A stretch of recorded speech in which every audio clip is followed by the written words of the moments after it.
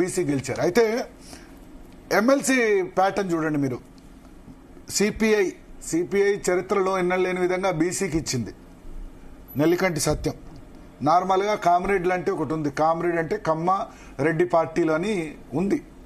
నిజానికి వాళ్ళు సిద్ధాంతం కోసం ఏదైనా చేస్తారు, బట్ ఆ ముద్ర ఉంది, కుల ముద్ర కమ్యూనిస్ట్ పార్టీల మీద ఉంది. సో అటువంటి వాళ్ళు కూడా బీసీలకు నెల్లికంటి సత్యం నల్గొండలో చాడా వెంకటరెడ్డి, పల్లా వెంకటరెడ్డి ఇటువంటి వాళ్ళని కాదని బీసీకి ఇచ్చిన పరిస్థితి. బీఆర్ఎస్లో దాసోజు శ్రవణ్కి ఇచ్చారు ఎమ్మెల్సీ సీటు. ఆ తర్వాత కాంగ్రెస్లో కూడా విజయశాంతి, ఒక బీసీ, ఒక ఎస్సీ, ఒక ఎస్టీ. సో అప్పర్ క్యాస్ట్కి మొన్న ఫస్ట్ టైం 5 ఎమ్మెల్సీ సీట్లో ఒకటి కూడా దక్కలేదు. సో అది బీసీ వాదం ప్రభావం చూపినట్టే కదా. సో ఇప్పుడు తీర్మానం వలన ఆయన కలవడానికి కారణం ఏంటంటే ఆయనతో మనం మాట్లాడినప్పుడు ఆయన చెప్తుంది ఏంటంటే, ఇప్పుడు అసెంబ్లీలో 42% విద్యా ఉద్యోగాలకు సంబంధించి 2 బిల్స్ ఇప్పుడు ఉంది. విద్యా ఉద్యోగాలకు సంబంధించి, అదేవిధంగా రాజకీయాలకు సంబంధించి పాస్ అయింది. అసెంబ్లీలో పాస్ అయితే ఇది బిల్ల సరిపోదు, కేంద్ర ప్రభుత్వానికి పంపించారు.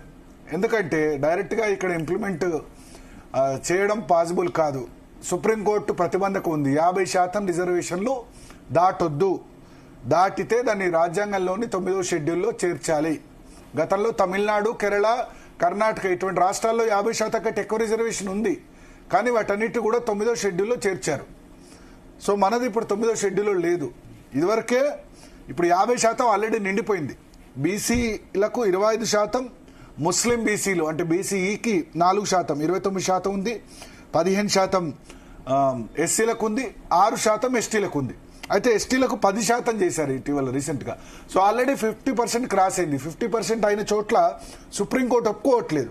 ఇప్పుడు 42% చేయాలంటే మొత్తం రిజర్వేషన్ 67% అవుతుంది. ఎస్టీ 4% కూడా కలుపుకుంటే 71% అవుతుంది. సో 71% రిజర్వేషన్ పాసిబుల్ కాదు కాబట్టి ఇప్పుడు అంత ఈజీ కాదు ఇది. సో కేంద్ర ప్రభుత్వంతో మాట్లాడండి, కేంద్ర ప్రభుత్వం మేము జంతర్ మంతర్లో ధర్నా చేయబోతున్నాం, ఆ ధర్నాకు సపోర్ట్ చేయండి అంటూ తీన్మార్ మల్లన్న కలిశారు. సో అక్కడ మనం విజువల్స్లో కూడా చూస్తున్నాం, అటు కేటీఆర్ ఇటు హరీష్ రావు ఇద్దరితో కూడా ఆయన ఇదే విషయం మీద చర్చించారు. తీన్మార్ మల్లన్న కేటీఆర్ భేటీపై బీఆర్ఎస్ సోషల్ వింగ్ లో తెలిపేలా అసమ్మతి పోస్టులు పెడుతున్నారు. ఇందాక కూడా మీరు చెప్పారు, కామెంట్స్ చేస్తున్నారు బీఆర్ఎస్ పార్టీని, నేతలను కూడా. అంటే ఏంటి ఈ విషయంలో కేటీఆర్ స్ట్రాంగ్ రైటా రాంగ్ అనుకోవచ్చు? స్టాండ్ ఏ విధంగా కేటీఆర్ తీసుకున్నారు అనుకోవచ్చు? అంటే ఈ విషయంలో ఇప్పుడు ఎవరైనా వచ్చి కలుస్తామంటే తప్పేం కాదు కదా, ఒకటి.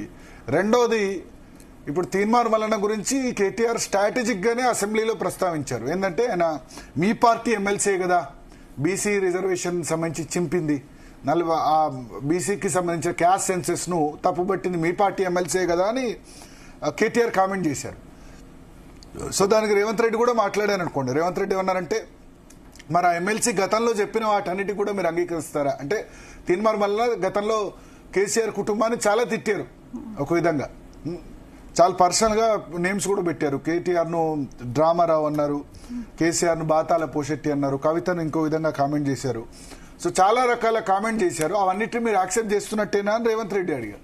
సో ఏదేమైనా ఇక్కడ సరే సోషల్ మీడియా వారియర్స్ కొంచెం కోపం వచ్చి ఉండొచ్చు, కానీ కేటీఆర్ నా ఉద్దేశంలో రాజకీయ నాయకుడు అన్నవాడు ఈ శత్రుత్వాలు వీటిని పక్క పెట్టుకోరు. ఎందుకంటే ఇప్పుడు రాజకీయాల్లో నేను చెప్పినట్టు శాశ్వత శత్రువులు, శాశ్వత మిత్రులు ఉండరు, ఒకటి. రెండోది శత్రు మిత్రువు, ఈ రెండు కూడా క్యాలిక్యులేట్ అవుతూ ఉంటాయి. ఎట్లా అంటే మీరు చూడండి, Bharatiya Janata Party left, right, left, ఇవి రెండు 1989లో విపి సింగ్ ప్రభుత్వానికి బయట నుంచి మద్దతు ఇచ్చాయి. అంటే ఈ రెండు కూడా సపోర్ట్ చేసిన సందర్భం ఉంది, లెఫ్ట్ రైట్ కలిసిన సందర్భం ఉంది. సో అట్లా ఆ విపి సింగ్ ప్రభుత్వం అనగలిగింది. భారత రాజకీయాల్లో అటువంటి అంటే ఉప్పు నిప్పు లాంటివి కూడా కలిసిన సందర్భం ఉంది. సో ఇంతకంటే చాలా ఎక్కువ తిట్టిన వాళ్ళు కూడా కలిసిపోయిన సందర్భాలు ఉన్నాయి కదా. ఇప్పుడు నరేంద్ర మోడీని మొన్నటి వరకు చంద్రబాబు నాయుడు 2018 బయటకు వచ్చినప్పుడు 19 ఎలక్షన్ సందర్భంగా ఎంత తిట్టారు నరేంద్ర మోడీని, నరేంద్ర మోడీ అండ్ ఫ్యామిలీ ఉంటే బాగుండేదని. ఇప్పుడు ఏ విధంగా మాట్లాడుతున్నారు కదా, చూసాం కదా. పవన్ కళ్యాణ్ కూడా చంద్రబాబు నాయుడిని, లోకేష్ తిట్టిన వాళ్లే కదా, మళ్ళీ ఇప్పుడు కలిసిపోయారు కదా. 2015, 16 తర్వాత పవన్ కళ్యాణ్ బీజేపీని ఏమన్నారు, పాచిపోయిన లడ్డూలు ఇచ్చి మోసం చేస్తుందని చెప్పారు. సో ఈ రాజకీయాల్లో ఈ కామెంట్స్ అన్ని కూడా జనరల్ గా మర్చిపోతూ ఉంటారు. అల్టిమేట్ గా ఇప్పుడు తీన్మార్మలన్న కేంద్ర ఒక బీసీ పార్టీ రావాలి, బీసీ పార్టీకి తాను బీసీలకు లీడర్షిప్ గా నాయకుడిగా ఎదగాలి. చాలా మంది అంటారు తీన్మార్మలన్న బీఆర్ఎస్ లో జాయిన్ అవుతారా? ఎట్టి పరిస్థితుల్లో జాయిన్ గారు. కొత్త పార్టీ పెట్టాలన్నది ఆయన లక్ష్యం, లేదా కాంగ్రెస్ పార్టీ హైకమాండ్ కన్విన్స్ చేసుకుని రాహుల్ గాంధీ చొరవతో మళ్ళీ కంటిన్యూ అవుతారు.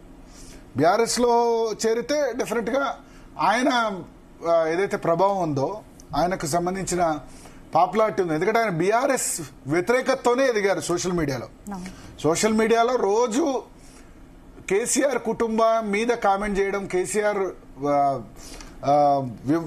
కేసీఆర్ పాలన మీద విమర్శలు చేయడంతోనే ఆయనకు వ్యూవర్షిప్ వచ్చింది కదా. ఆ తర్వాత ఆ వ్యూవర్షిప్ కొంత ఎమ్మెల్సీ అయిన తర్వాత దాని తర్వాత తగ్గింది. మీరు అబ్జర్వ్ చేయండి, కాంగ్రెస్ పార్టీలో చేరితే గనక, ఒక పార్టీలో చేరితే గనక మళ్ళీ ఇప్పుడు కాంగ్రెస్ పార్టీలో చేరితే బీజేపీ వాళ్ళు సపోర్ట్ చేయరు. న్యూట్రల్ గా ఉన్నంత కాలం చాలా మంచి ఇమేజ్ ఉంది. సో ఇప్పుడు ఆయన బీఆర్ఎస్ లో చేరితే ఆయన మొత్తం యాంటీ బీఆర్ఎస్ ఓటర్లే ఆయన వీక్షకులుగా, ఆయన సపోర్టర్స్ గా ఉన్నారు. కాబట్టి బీఆర్ఎస్ లో చేరరు. ఎట్ ది సేమ్ టైం ఇప్పుడు మొన్న సస్పెన్షన్ వల్ల కాంగ్రెస్ కూడా సపోర్ట్ చేయట్లేదు కాబట్టి టెంపరీగా బీఆర్ఎస్ సపోర్ట్ తీసుకుంటారు ఆయన. సో అందుకు అదే ఉద్దేశంతో కలిశారు. ఇప్పుడు ఇద్దరికి కావాలి. ఇప్పుడు కేటీఆర్ కు బీఆర్ఎస్ కు కావాలి తీన్మార్మలన్న.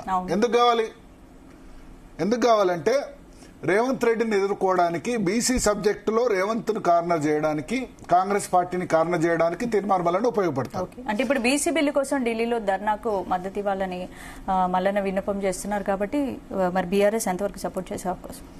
బీఆర్ఎస్ సపోర్ట్ చేస్తుంది, దానిలో ఏముంది, అన్ని పార్టీలు సపోర్ట్ చేస్తాయి బీసీ బిల్లు. బీజేపీ కూడా మేము సపోర్ట్ చేస్తున్నామని 42% అంటది. అల్టిమేట్ గా జరిగేది ఏముంది ఇప్పుడు